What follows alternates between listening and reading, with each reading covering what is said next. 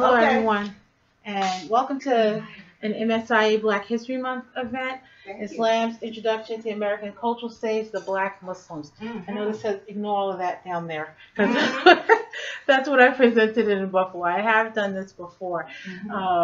Erin Young is the faculty advisor for Minority Students in Action, and her and I had a conversation about the importance of looking at the Black experience from various perspectives and angles. And so this is one very important part of the African American experience, because Muslims have been in the Americas since before Columbus. Okay, so we're going to look at it from that perspective. We're going to focus on the Black Muslims and the things that they did to appeal to African Americans during the Black Muslim movement to garner supporters and members. Okay, this is not about their theological stance as far as being Muslim. This is really a cultural analysis of the effect that they had in making in introducing Islam as an American religion. Okay, so the premise of religious freedom and diversity is a staple of the American culture. The notion that individuals are afforded the opportunity to worship or not demonstrates a consideration of individual liberty and contributes to the religious diversity in the United States.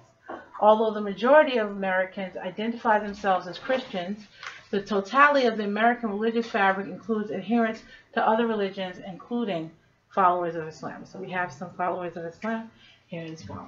All right. Examples of Muslims in America include pre-Columbian explorers, enslaved Africans, and immigrant waves beginning in the 19th century. And we're going to touch on that a little bit. But this is what we're going to focus on. During the mid-20th century, a group known as the Lost Foundation of Islam emerged in African American communities and became a major catalyst for the introduction of Islam onto the American social, cultural, and religious stages. As a result of attempts by the Nation of Islam to indoctrinate African Americans to their interpretation of Islam, the words Islam and Muslim became part of the American social political landscape in a groundbreaking way. So there had always been Muslims in the Americas, the United States, but it wasn't really until this group started to really gain support. So even if people didn't become Muslim, they identify with a lot of the things that the Nation of Islam was saying, and so it became a part of the culture, the African American culture, and then expanded into the broader American society. It was the teachings of Elijah Muhammad, including the classification of Christianity as the white man's religion, categorization of the white man as the devil, and preaching black supremacy, which provided the group with the appeal necessary for it to gain popularity in the United States. It began the substantiation of Islam as an American religion. So again, this isn't about the teaching of Islam per se, because some Muslims would arguably say that they were not Muslims, because their dogma was so far away from the actual teachings of Islam. But they used a lot of the trappings, and they said they identified as themselves as Muslims. And so people who became became members of the Nation of Islam, or who at least knew about the Nation of Islam, this was their introduction to Muslims and Islam. All right, so records from Muslim explorers provide evidence of Muslim interaction with pre-Columbian Native American tribes. So one good book is Sheikh Abdullah-Hakim's Quick's Deeper Roots, Muslims in Americas and the Caribbean from Columbus to Present. It's a really, really good book. It's a small book, and it's a really good introduction to the fact that there were examples of Muslims in America, including Mandinka voyagers, African slaves, and this includes the Caribbean and North America, and indentured servants from India. So there were waves of Muslims that came in. It originated with the early explorers, and then the African slave trade, and then in the Caribbean something really, really interesting happened. You had Indian indentured servants, which we'll look upon. Okay, so religious oppression, the most conservative estimate that I was able to find about how many African slaves were Muslim was 10%. That's the most conservative. Some say as high as 30-35%. Were Muslims. So the slave masters engaged in a campaign of annihilation whereby slaves were forced to abandon their language and religious tradition. The interesting thing about these Muslims, the African Muslim slaves, they were very well educated, a lot of them, because as part of an Islamic society, it was encouraged that everyone be able to read and write the Quran and understand the Quran. So they tended to be more educated than the other African slaves. And so the slave masters couldn't have that. They had to eliminate that. So Quick asserts Arabic was the most part outlawed among the slave masses. It was forbidden to pray, fast, or practice Islam. Pork was forced on the slaves as the main staple meat. So they wanted to remove any semblance of the religion. They weren't completely successful in doing that. And even now, if you read books about plantation life and slavery in those days, you still see that there's some semblances of Islamic practices. Therefore, any opportunity for Muslim slaves to practice or disseminate their religion was crushed by the dominant Christian Eurocentric paradigm of their owners, and only semblances of Islamic culture remain among enslaved Africans in the Americas. So even the whole idea of not eating pork, the African Americans who traditionally their families did not eat pork. If you asked them why, they didn't really know why they didn't eat pork. It was just one of those vestiges of their Islamic background. All right. The other interesting thing that happened is that when Caribbean African slaves revolted, okay, and became liberated, the whites in the Caribbean region still needed servants. Okay, so there was an influx of another Muslim group, which is Indian indentured servants. So they faced anti-Muslim bigotry as well, because they came in as a racial group. So you had Muslims from India, you had Hindus from India, and so they faced a lot of bigotry in that sense from the counterparts and Christian missionaries who wanted to convert them. But they managed to maintain their Islamic identity, and by 1865 they opened mosques in countries like Guyana, where rudimentary Islamic teachings were taught. So they managed to keep a hold of a lot of their Muslim tradition, unlike the African Americans, where it was almost completely crushed and eliminated. Okay, African American slaves in the United States suffered the same cultural genocide as the Afro-Caribbeans and lost all but ghostly traditional observations of their Islamic heritage. So the black slaves, Muslims in the Caribbean, also did not have the religion, because unfortunately the same bigotry that these Indian indentured servants faced from from Hindus and Christians, they had the same bigotry against black slaves, former black slaves. So there wasn't really a fostering or a spreading of Islam into these black liberated black groups, and so they lost a lot of it. All right, due to the effective way in which the United States legislation ensured African Americans remained the perpetual source of its slave system, there was no need for an alternative human source, so that they didn't bring anybody else in at the time. So there was an absence of any other Muslim group to fill the vacuum left by the freed Africans and provide a social reference of Islam.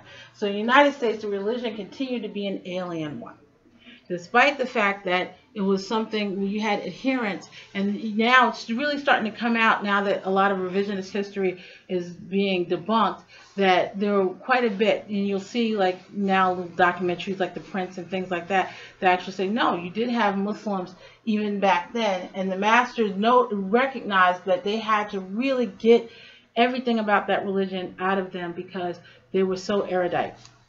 All right. There was another wave in the United States, however, and I apologize for that, but I couldn't put in the big screen because you wouldn't see everything. Beginning around 1875, Arab immigrants became the next archetype of the Muslim religion and culture in the United States. Their insinuation into American society came in 3 waves, and it ended in 1960. All right. These Arab groups eventually began to establish mosques and organizations in large cities where they came into contact with African Americans. The Arab immigrants, however, focused on assimilation in the American culture and did not widely proselytize. So just in the same, not as badly as the Caribbean Indians who indentured servants, the Arabs came and they wanted to assimilate into society. They didn't want to seem like anything but American. So they opened their own communal mosques and things like that, but they didn't really proselytize. They didn't really spread. So they managed to keep a hold of their Islam, but they didn't really go out and teach it to the masses for conversion. Excuse me, did that include like Moroccans too? It was Libyans, Egyptians, and that mainly, and then and Syrians. Okay.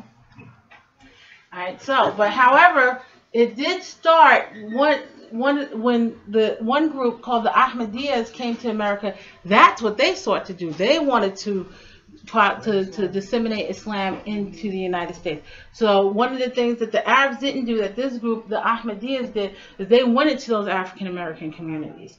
All right. So one, well, although considered heretical group that actively sought to convert Americans was the Ahmadiyas. The conversion to Islam through the Ahmadiyas included white Americans, but the group paid special attention to its black converts. The Ahmadiyas provided the majority of Islamic texts for the African American community and became one of the most important direct Islamic influences on African American Muslim developments in this century. Okay, again, this isn't about their interpretation of Islam, but the fact that they were willing to do what the Arabs didn't do, and that was to reacquaint Muslims, African Americans, with Islam. The Ahmadiyas were a major immigrant influence of Islam on indigenous American converts, including the Nation of Islam, which was established by Wallace D. Fard. So that's who we have here. Okay, so the Ahmadiyas, they were the ones that influenced Wallace D. Fard, and he was the teacher of this man, Elijah Muhammad. Yes. Where did the Ahmadiyas come from? India. Okay. Okay, and so and this is where you really start to see a popularity of Islam. It started to become popular. And there were other things. There were other black Muslim groups, okay? So you had the Noble Jewel Ali and the Moorish Science Temple. But they still didn't have the same influence that the Nation of Islam had, okay? So during the organization's zenith, it was Fard's student Abdullah-Poulos, later known as Elijah Muhammad, who served as its leader. The Nation of Islam originated in 1934. However, it was at its most popular during the time of Malcolm X, when Malcolm X served as its main spokesperson. The nation's notoriety began to decline following Malcolm's assassination. And he left the nation before that as well, but it really started to decline after his assassination. At the time, the Nation of Islam became the Islamic organization with the largest group of indigenous American Muslims. So you had immigrant populations, but now here was a growing indigenous American population with an American experience. Yes? What do you mean by indigenous American? I mean native-born people, concentrating on people who have generational ties to the United States. Okay, so that's when it started. Now let's look at why they became popular. The Nation of Islam, they really concentrated on three things. They wanted a disparagement of the white man and his culture, a repudiation of Negro identity, and the appropriation of Asiatic cultural symbols. Okay, we're going to really concentrate on the first two. We'll touch on the last one. All right, so the cultural climate in the mid-20th century was a time of increasing American radicalism, meaning the natives were getting restless. All right, black nationalism, a product of said radicalism, became a locus for the expression of black discontent and anger at the American racial structure. One of the things that white America is always shocked at is that their colored people aren't happy. Okay, so when that happens, you have words like radicalism, okay, insurgency, you know, things like that. So this fed the bitterness instilled in many African Americans resulting from institutionalized American racism, as well as their resolution that acceptance and peaceful coexistence with the whites was impossible. So now, after years of not just post-slavery terrorism, okay, inflicted on them, institutionalized racism, many blacks started to have the sentiment that they couldn't live with whites, okay, because they weren't going to find any justice. Okay, the Nation of Islam turned white bigotry and racism against the perpetrators. The teachings of Elijah Muhammad provided an opportunity for African Americans to disparage whites with the same hatred in which the former inflicted upon them. So the hatred that they had received, now here was someone offering them an opportunity and a kind of an empowerment to turn it against them. Because when you have centuries and generations of subjugation, you start to internalize that. And Barack Okoli actually has a really, really good presentation on internalized racism. Barack Okoli, he's the member at large of Minority Students in Action, and so that's one of the things that he concentrates on is internalized racism and its effect on black males in higher education. So he has a really good presentation on that and the fact that racism begins to be internalized. And so you start to believe the very messaging that is inflicted upon you as a subjugated group. So what the Nation of Islam did is they took the same hatred and they turned it around. And they started to say disparaging things about the white man. This was something that was unheard of in many instances or quickly extinguished. Okay? So, Muhammad's message to the black man. The Nation of Islam amalgamated Islam and the existence of social political structure of the American black nationalists. Okay? Unlike the previously mentioned Ahmadiyya movement, the Nation of Islam's missionary efforts not only concentrated on African Americans, it was exclusive to them. Okay? So you can be white and Muslim. And Latinos, you know, kind of like begrudgingly. The Nation of Islam asserted a reconnection of blacks to the Islamic faith, which was stripped away from them as a result. This is indicated in the group's original name, the Lost Found Nation of Islam, and it is replete in the doctrine asserted by Elijah Muhammad in his book, Message to the Black Man in America. Not a very well written book, okay, but a lot of their dogma is in that book. So according to the Nation of Islam primary doctrine, blacks were once Muslims and should become so again, abandoning the European Christian construct foisted upon them and used to oppress them. The Nation of Islam associated Christianity as the white man's religion. So you need to abandon that religion completely. And the religion of slaves and Islam as a natural religion for people of color. The Nation of Islam was able to utilize past examples of white Christian oppression to foster its platform. African Americans, having suffered hundreds of years of institutionalized white oppression and racism, identified with the Nation of Islam's historical conception of both Christianity and the white race that it propagated to non-whites. So first of all, Elijah Muhammad is saying, look at this Christian religion. It is part of the system that has oppressed you. Why are you still following it? Okay, and he was able to do that. Why? Because Christianity was used to even encourage, to validate having blacks as slaves. White Christians went into the Bible and said, look, we can have these black people as slaves. Look at this. All right. And it was different facets of Christianity.